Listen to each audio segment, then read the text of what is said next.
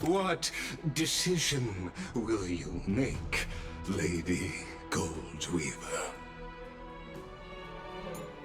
Enough with the hesitation, Aglaya. This is not like you. Let him die! Let him die! Let him die! Let him die! Let him die! Let him die! Let him die! Let him die! Let him die! Then, in light of the people's voice, O Talantan on high, may you bring death upon him.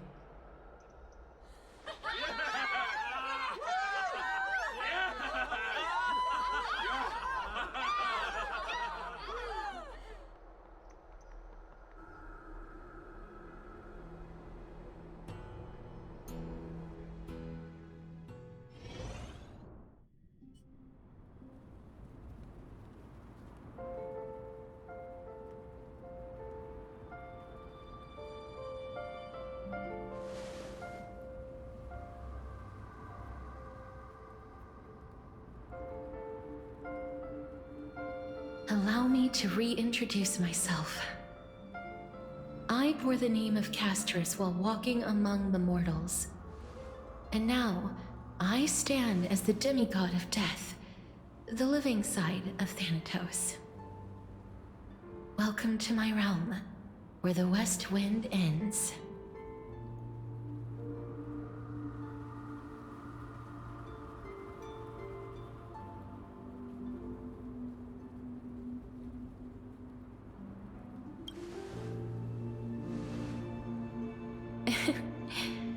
Every departed soul who has arrived here has expressed the same. Did you know? Every flower here was planted by Thanatos themselves. These flowers were originally both lifeless and immortal, but in the first rain brought by the River of Souls, they were given new life, flourishing as the bearers of countless souls.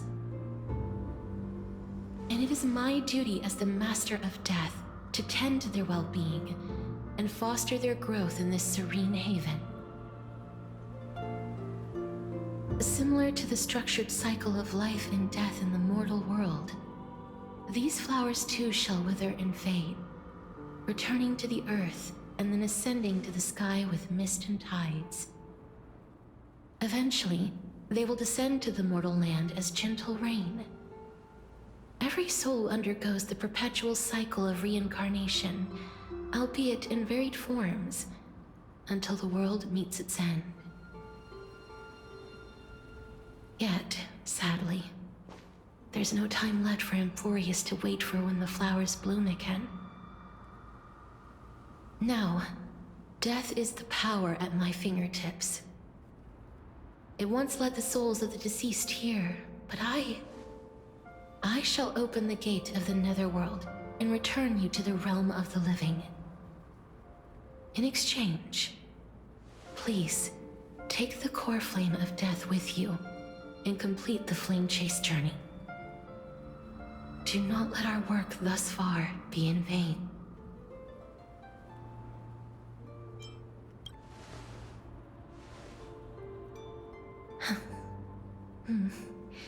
Just like the other demigods, I will stay here and embrace my destiny. That being said, it is not easy to guide a lost soul back to the mortal realm. The whispers of death are sweet and alluring.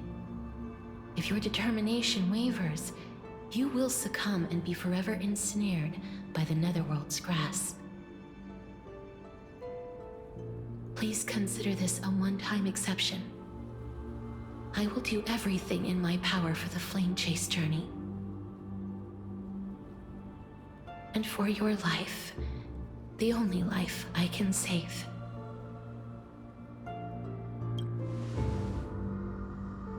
I am glad to hear that.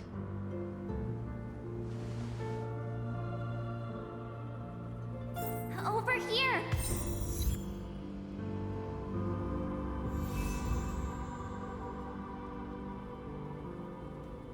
I believe in you.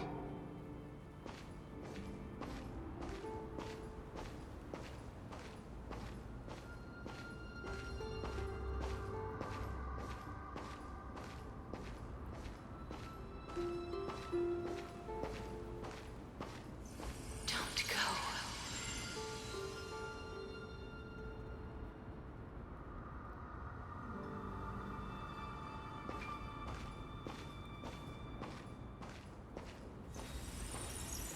Just forget about all the hardships.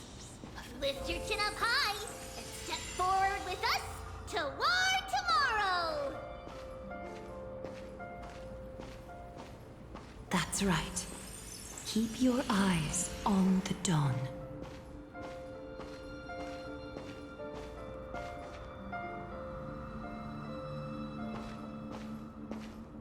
Don't look back. Don't make Casterus regret this.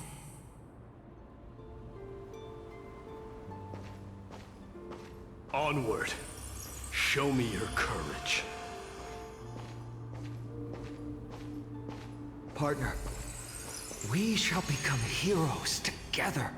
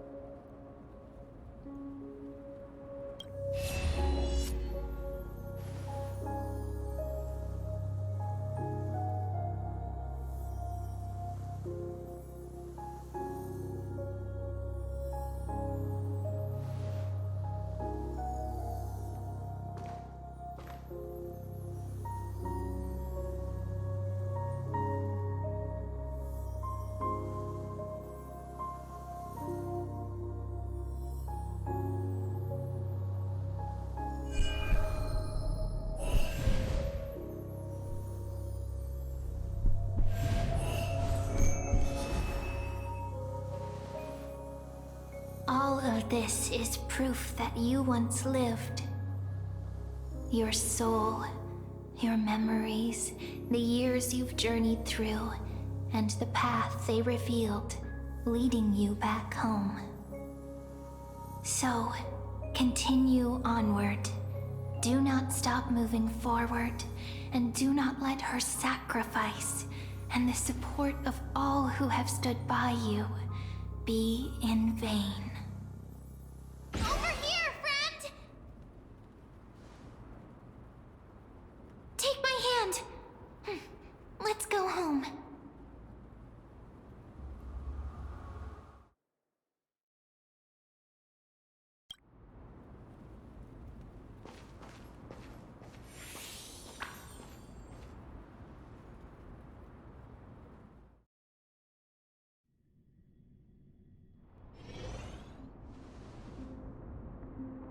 At last. I knew you could do it. Your soul is still perfectly whole. As if some kind of force is trying its best to keep it together. Is it Orynyx's final blessing? Or is it a miracle of your own? It's truly incredible.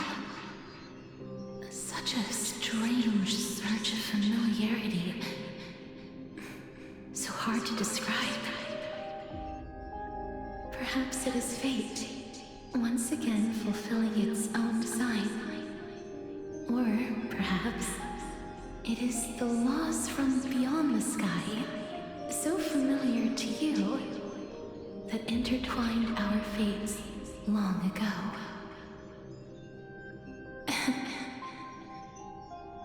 It seems that this is the riddle which cannot be solved anytime soon. The sensation of becoming a demigod is truly It's as if the river of souls is winding its way through the depths of my spirit, transforming with each breath into a fine rain that nourishes the world. Do you recall that prophecy? At the end of the Sea of Flowers, the souls of the living shall warm thy fingertips, and after an embrace, there shall be eternal separation. I promised you that I would do everything in my power to give it another meaning. Now, as I stand as a demigod and destiny draws to a close, I can finally end it in a way that is as beautiful as it deserves. The wish I once sought, but could never grasp, is now within reach. In this brand new world, every blooming life will lift its arms in celebration and recount the profound meaning of this very instant. Every touch, every embrace we share will never again be an ice-cold loss. They will radiate with an intense warmth, sowing love far and wide throughout the land.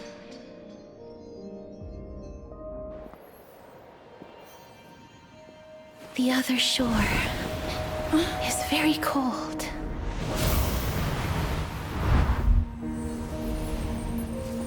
May I borrow your warmth one last time?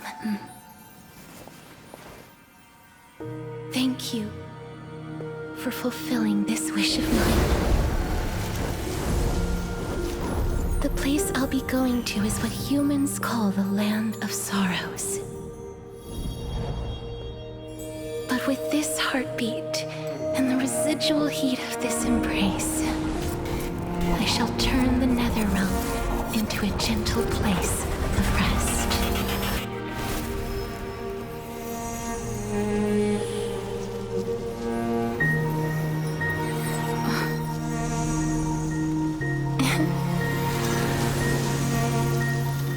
This embrace may be brief, but it's the proof that I once lived. Farewell, then. May we reunite in the new world.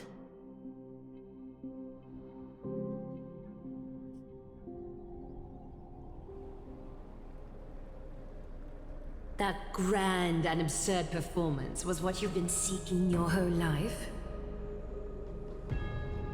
I gave up everything in search of truth, and it culminated in this very moment. You, on the other hand, performed as I expected. You did not hesitate when you saw the chance to attain power. It's as if you... Crave power, like a fly craves rot. Those are your words, not mine. But what you said at the end, did you already know what I had planned for Thynan? I may have lost an eye, but my vision is clearer than anyone else. You've nearly exhausted your humanity. You're no different from my current state as a walking corpse. That's true. I've long since burned to ash over the past 1,000 years. Only he is capable of unleashing a raging fire that rivals our final great enemy, Aquila. So, this is our last chance. How about we let go of the bad blood between us? May I resonate with your core flame, Aglaya? Please do. That's impossible. To persist with your soul thinned to such an extent. You're insane. Just as you fight to lug your corpse onward to complete your unfinished goals, I have my own reasons for doing this. Until Thynan grows into his position as the prophesied leader, I must continue to lead everyone on the flame chase journey. I must keep inching forward, even if only as an empty shell. I've long predicted this was the case, but I didn't think you'd already lost so much. How ironic. We would have avoided so many misunderstandings if you and I had just spoken this candidly before. But casting aside our ideological differences, there is one thing you and I agree on. Finan. Yes. He was born to be a hero. He understands the hearts of the people, and I can confidently say he is a far better leader than you. Only he is capable of fulfilling your mission. Sadly, he is a man cursed by Nestia. But by my estimates, his horribly elaborate sense of style should not impede Era Nova. Congratulations are in order.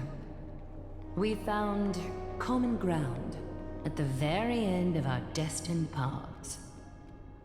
When you put it that way, it makes me want to take back what I said. Glaya, we're back. Come welcome our great hero reborn from the ashes. I hope he didn't hear your earlier assessment. It wouldn't be the first time I criticized him. A man should be aware of his own shortcomings.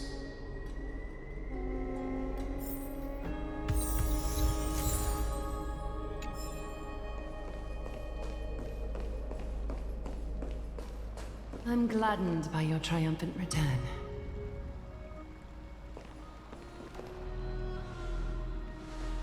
But I don't see Castris among your number.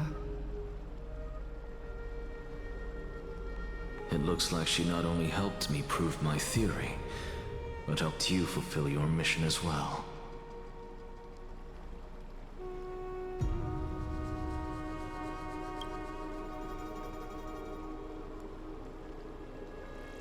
She might not have been able to change her fate, but she still wrote the final verse of her epic herself. Trinan, please recite the prophecy for us.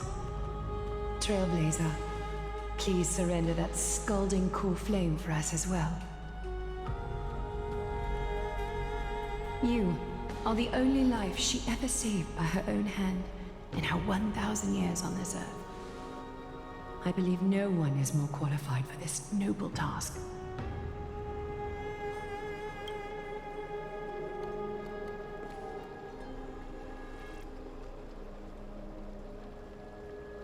O gods who have returned, and gods who are still watching, today we bring you a soul laid bare. The Hand of Shadow, Thanatos, remembered their name from the past. From daylight they came, and to their fragrant dwelling they return, to walk now among your ranks. And there was one who joined hands with the Titan, a traveler risen from the dead, and reborn among mortal kind. She is the everlasting night, and shall now proclaim in her good name, O Majesty of the 12 Titans, pillars of the world. We seek your divinity to mend the rifts of the world. Fill our bodies with blood of gold, till we wither in willing service to the prophecy. Step forward, trailblazer from beyond the sky, and together with us, surrender the core flame and carve their star into the sky.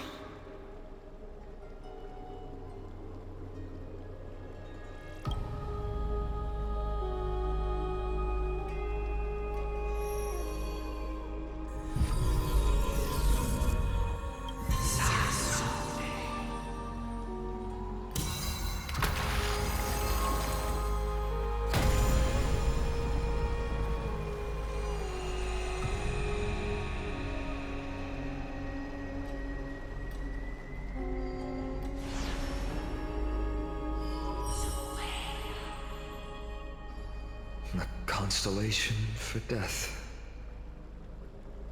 For life and death, to be more precise.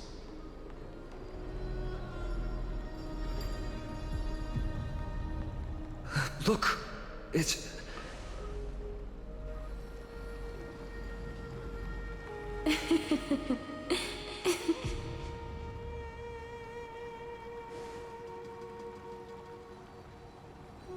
No, it's only a divine echo.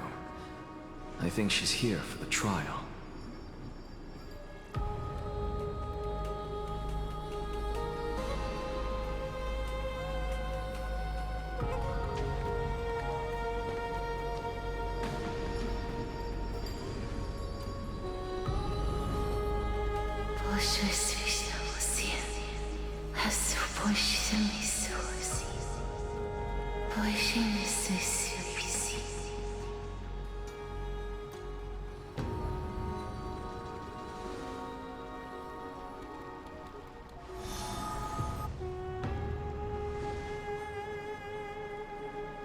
What did she say? That's the language of the Titans. Castorus... No. The Titan. They said... I have illuminated the cold shadow of death. Onwards. For your path to the future is bright and its flame eternal.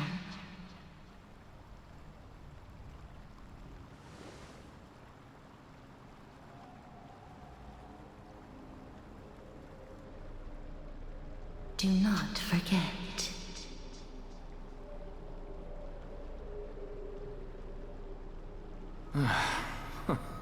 She made quite a scene. I suppose it's my turn now. I won't stop you. Professor, you... What's with that look? You were present. So, let's get this execution over with. We wouldn't want to bring shame to Akuma's divine laws or keep me from creating a new world. You never change, do you, Professor? I don't understand. If your theory is correct, you'll lose all memories of your past life once you become a Titan. So what's the point of becoming a god? Of course there's a point. Even if I forget who I am, I'll still have my brilliant mind. It goes without saying, I'll find a way to retrieve memories of my past life. Besides, I still have you, don't I? I still don't really understand what you said during the assembly. Even if it were true, things reforged from memory could never be the same as the original anyway. Then allow me to tell you right now that you're wrong. What exactly are we? My answer is that the Chrysos heirs are the future Titans and vice versa. Of course, this answer only applies to us. So, what are we when it comes to regular mortals? The very essence of the world, our souls, are tiny invisible seeds that hold records of each person's memories of the world. And we are the buds that sprout from these seeds to grow into great trees.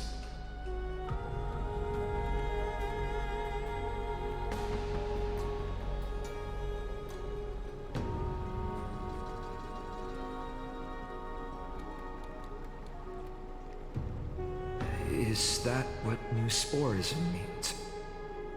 Correct.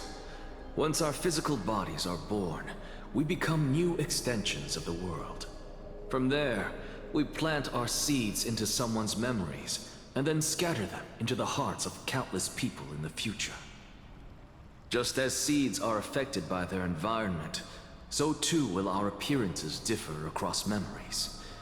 But the partial memories we carry will always be the same, because that is just how the world is.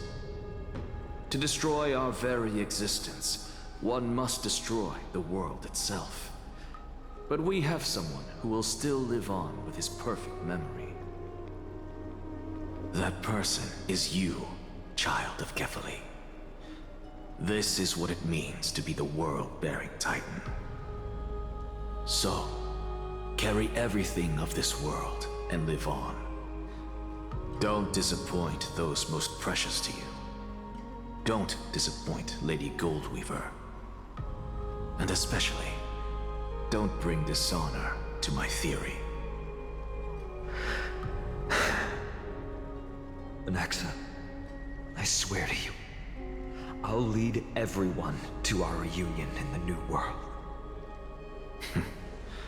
Good. That is all I have to say. Farewell, everyone. May we meet again in the next life. Farewell, great performer. May Circes safeguard your thoughts.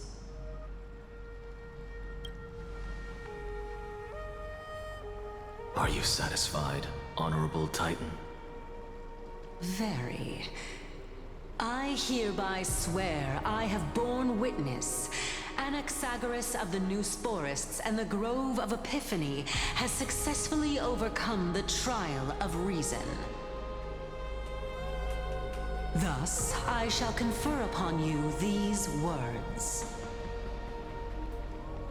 You shall transcend the peaks of purity and return to corruption and hardship. Oh, so that's a god's prophecy.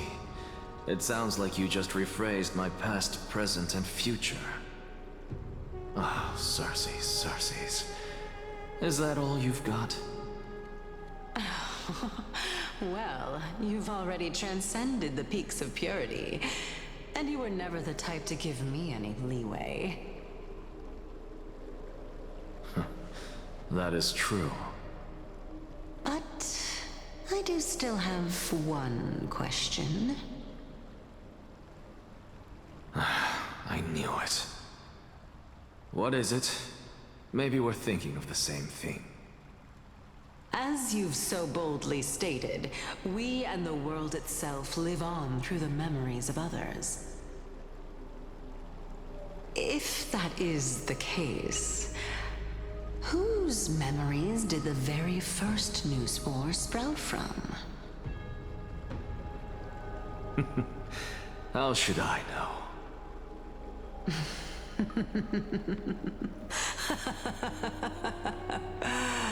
Oh my. But, since we are both equally curious, we should allow the children of humanity who come after us to investigate in our stead.